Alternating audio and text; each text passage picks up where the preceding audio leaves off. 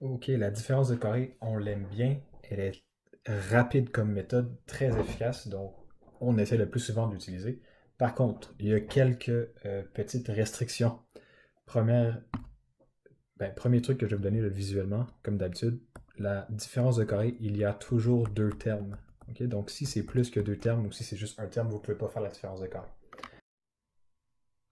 Alors, la différence de carré, on va pouvoir le faire quand on va avoir un polynôme sous cette forme a à la 2 moins b à la 2.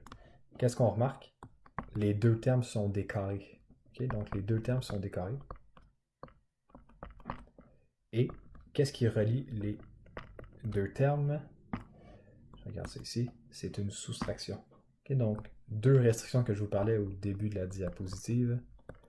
Et c'est aussi des trucs visuels que vous pouvez avoir pour accélérer la procédure. Vous regardez, est-ce que euh, mon expression algébrique a deux termes? Oui. Est-ce que je peux faire la différence de carré? Je regarde, est-ce que mes deux termes sont des carrés? Donc, ce que ça veut dire des carrés, c'est est-ce que je peux faire la racine carrée puis ça donne un nombre entier, là. OK? Et ensuite, est-ce que entre mes deux termes, c'est une soustraction? Donc, si vous avez répondu oui à ces deux restrictions-là, boum, vous faites la différence de carré. S'il y a une des deux qui n'est pas respectée, vous ne pouvez pas faire la différence de carré. Et donc, les étapes maintenant. Première étape, vous vous en doutez sûrement, ça va être de faire la racine carrée des deux termes.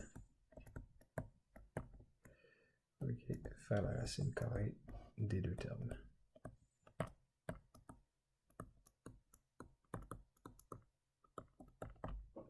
Puis deuxième étape. Donc vous allez voir, c'est très rapide. On vient de finir là. Ok, donc c'est deux étapes d'acide Donc, dernière étape, écrire la réponse. Hop. La réponse ici, c'est quand même spécial. Euh, Quand on factorise a à la 2 moins b à la 2, on obtient quelque chose comme ça. Une parenthèse avec un négatif et une parenthèse avec un positif. Ok, donc si vous remarquez, le A et le B ici, on a fait les carrés. On fait juste deux parenthèses, une qui a un moins, une qui a un plus. Le tour est joué avec les racines qu'on vient de calculer. Voilà. Allons faire l'exercice. Je regarde. Est-ce que j'ai deux termes? Oui, j'ai deux termes. Est-ce que c'est une soustraction entre les deux? Oui. Premier terme, deuxième terme. Qu'est-ce que j'ai entre les deux? Une soustraction. Maintenant, je dois regarder. Est-ce que les deux sont des carrés? Comment je fais ça? Je fais la racine carrée. Donc, racine, racine de 25x4 égale racine de 9h2 égale. OK. Racine carrée d'une variable. La racine carrée d'une variable va fonctionner quand l'exposant est pair. Okay, donc, je regarde ici, x à la 4, h à la 2. Les deux sont pairs, donc je vais avoir des racines qui fonctionnent. Donc, racine de 25 me donne... Oh.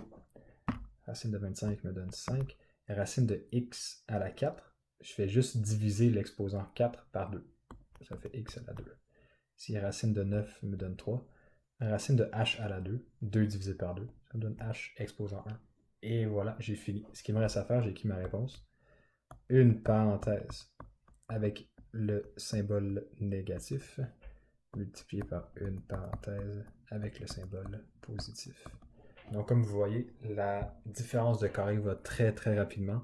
On aime beaucoup faire cette technique-là parce elle nous fait économiser beaucoup de temps dans des problèmes. OK, prochaine méthode, le trinôme carré parfait.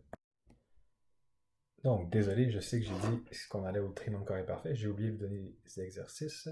Donc, pour la différence de carré, vous allez avoir page 16 dans le cahier d'exercice, encore bien sûr, numéro 28, page 18, numéro 33, et puis finalement, page 19, numéro 34.